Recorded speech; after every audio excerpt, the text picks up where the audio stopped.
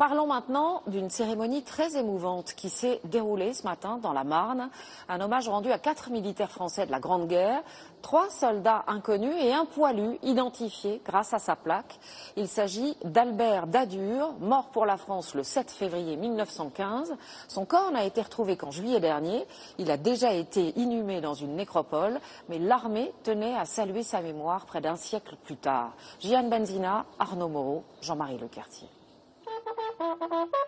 C'est une cérémonie inhabituelle, un hommage aux oubliés de la guerre de 14. 4 soldats anonymes sortis de terre il y a quelques mois. Aujourd'hui, si 3 d'entre eux retrouvent une sépulture, le 4e a désormais un nom, Albert Dadur.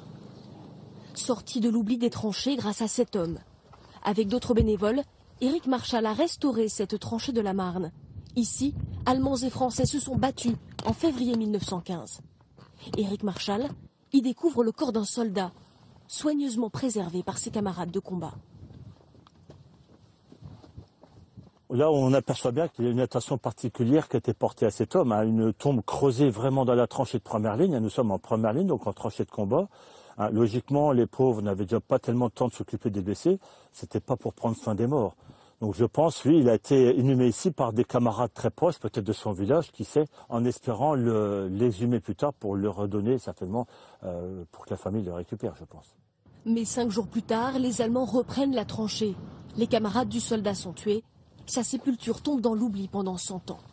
C'est sans compter sur un indice enterré avec lui, ses boutons d'uniforme. Nous retrouvons donc cette encre de marine qui est typique donc au régiment d'infanterie de marine de l'époque. Nous nous sommes dit déjà c'est un soldat français. Après, le moyen d'identification était de retrouver sa plaque d'identité. Par chance, la plaque il portait encore sa plaque au poignet. Un régiment et un nom, enfin.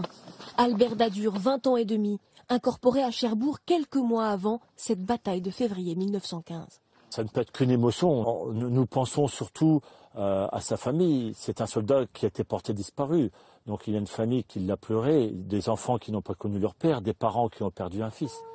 À travers le visage d'Albert Dadur, ici à droite, ce sont plusieurs dizaines de milliers de soldats anonymes jamais retrouvés qui ce matin ont gagné une bataille, celle contre l'oubli.